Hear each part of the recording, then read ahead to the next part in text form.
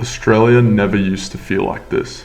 Rents through the roof, cost of living soaring, housing out of reach for an entire generation, low wages, roads jammed, our national identity and heritage being taken away and shamed, and crime rates rising through the nation. The truth is, a lot of Aussies are saying that they are extremely unhappy with all these issues and that they're being told to celebrate diversity while watching their great Aussie heritage built on the values of hard work, mateship, and Christianity be ripped away and changed. Because of this, most Aussies are starting to ask the question in regards to mass immigration, which many Aussies say played a massive role in all of this. In this video, we'll take a clear-eyed look at where every major Australian party stands on immigration heading into the next federal election on the 3rd of May 2025. If you want to support us at Australian Guard so we can continue to keep doing what we do, check out our Patreon, link in the description below. One Nation. Australians first, not last. Pauline Hanson's One Nation Party has a simple message: put Australians first. Their plan is to slash Labor's mass immigration levels by over 500,000, capping visas at just 130,000 per year. They have stated that they'll deport 75,000 illegal immigrants, shut down the dodgy student and work visa loopholes that let people stay here long term when they shouldn't, and bring back temporary protection visas to stop people sneaking their way into permanent residency. They propose refusing entry from nations tied to extremist ideologies and even withdrawing from the UN Refugee Convention, saying immigration should be an Australian decision, not one outsourced to international bodies. They also demand 8-year waits for citizenship.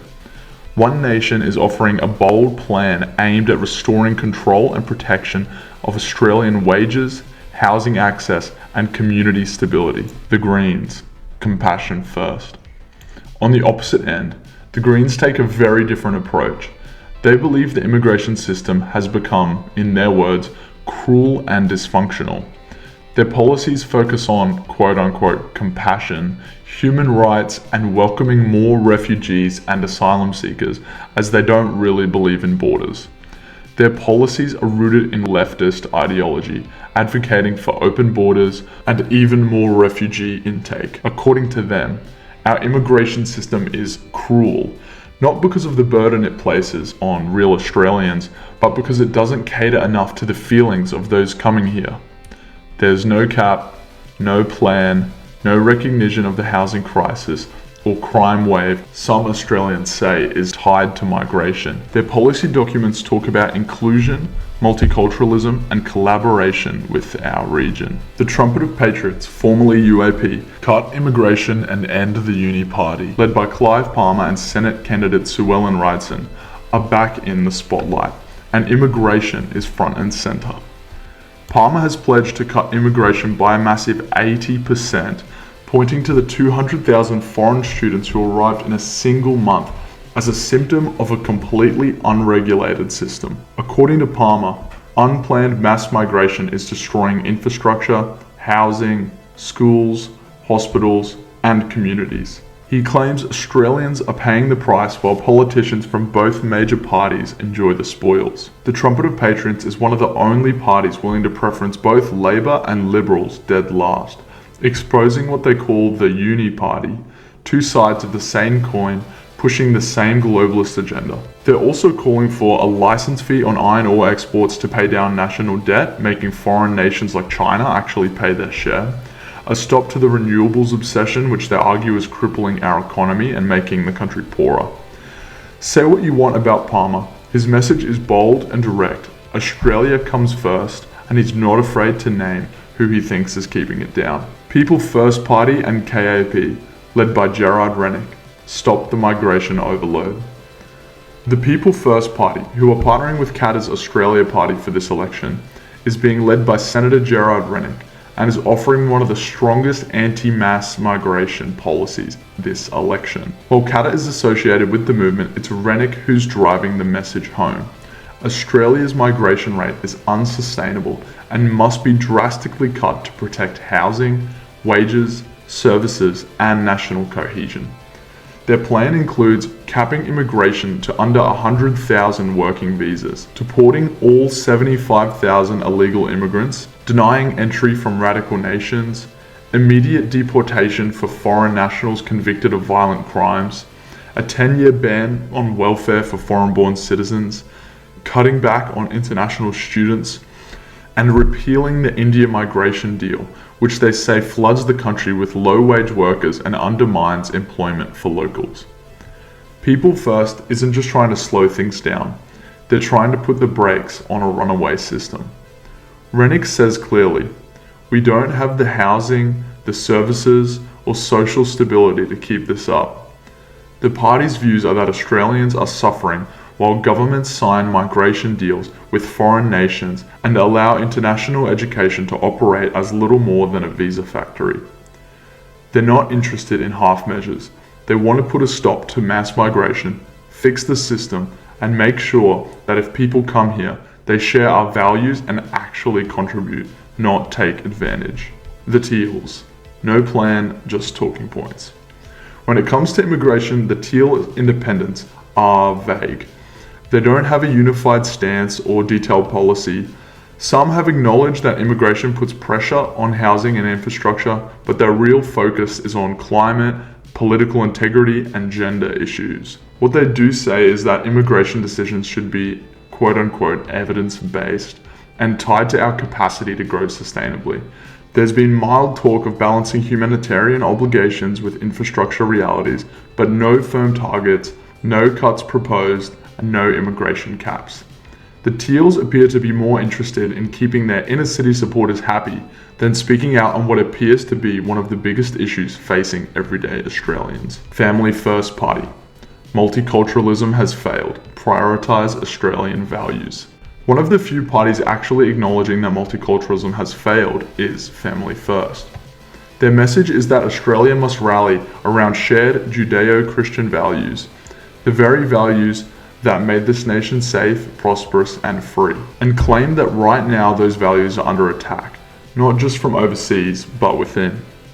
Family First called for a pause on Muslim immigration. Their reasoning is because of supposed quote-unquote anti-Semitic demonstrations and links between Australian-based Muslim leaders and international extremist groups.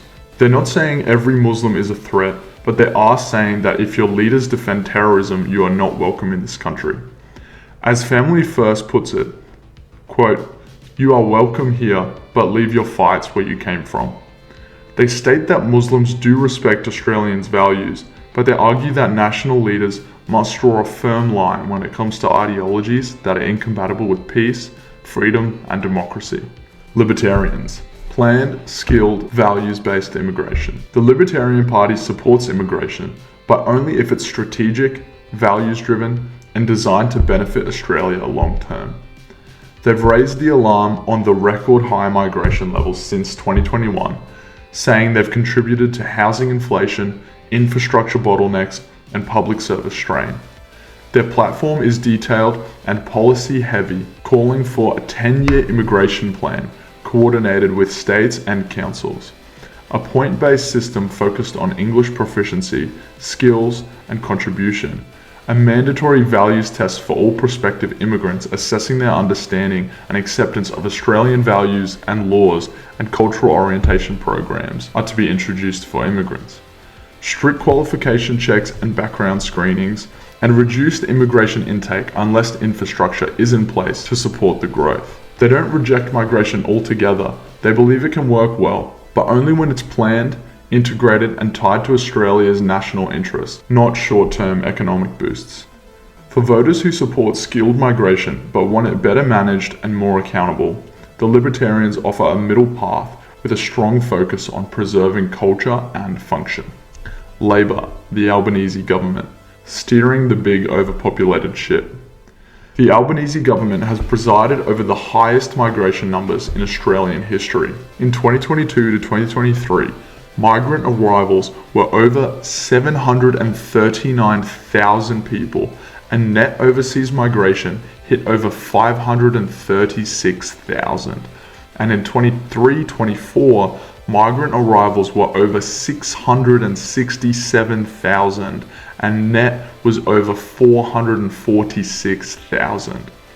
While Labour has loosely stated that the numbers are too high and they want a reduction, they have defended these figures by saying we have a skilled worker shortage and need post-COVID economic recovery.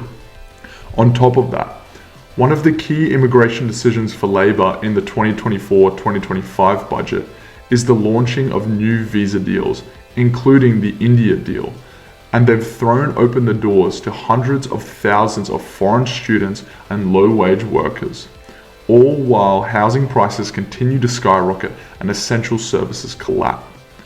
Critics argue Labour has failed to deliver enough housing to meet demand, and that their student and work visa intake is driving rents, congestion, and infrastructure stress, as well as a lack of national identity, a destruction of Christianity in the nation, and many other problems that come with migration. However, supporters say migration helps to keep the economy afloat and fills critical shortages. Either way, Labour is not planning to dramatically reduce numbers. It's more about fine-tuning the system than pulling the brakes. Before we finish with the Liberal Party, here are some other minor parties' stances on migration. The Liberal Party coalition, Peter Dutton. Talking tough, but can you trust them? In early 2024, Dutton initially stated he'll lower net migration by 100,000 less than Labour's current levels, promising only a 25% cut to permanent migration. Then, in December 2024, he backtracked on this, stating that the coalition would not set a new migration goal until after the election. He then, a week ago, stated that they would again reduce it by 100,000 as polls turned sharply against him, and stated with this that he will bring a tighter control on international students and focus on attracting only those skilled migrants the country needs. What's interesting is that the Liberal Party was in government for nearly a decade, and during that time, they did nothing to seriously tackle mass immigration. In fact, under their leadership, migration numbers majorly increased, and a lot of that happened while Peter Dutton himself was the immigration minister. That's right, between 2014 and 2017, Dutton was in charge of Australia's immigration program, and migration levels actually went a heck of a way up, not down. Despite his talk now, back then he oversaw some of the highest permanent visa grants of the decade, along with a booming international student intake and a flood of temporary visa holders. Also, last time under Liberal governments, the doors were wide open to foreign students, dodgy visa routes, and low-wage migration schemes. The very things he's now stating to oppose. Will they actually deliver real cuts? Will they protect housing, jobs, and national identity? Or will it be more empty promises once they're safely back in office? That's the real question, and right-wing Australians are right to be skeptical. So who is the best party when it comes to immigration? Well, when it comes to protecting our homes, our jobs, our safety, and our national identity, most parties do fall short.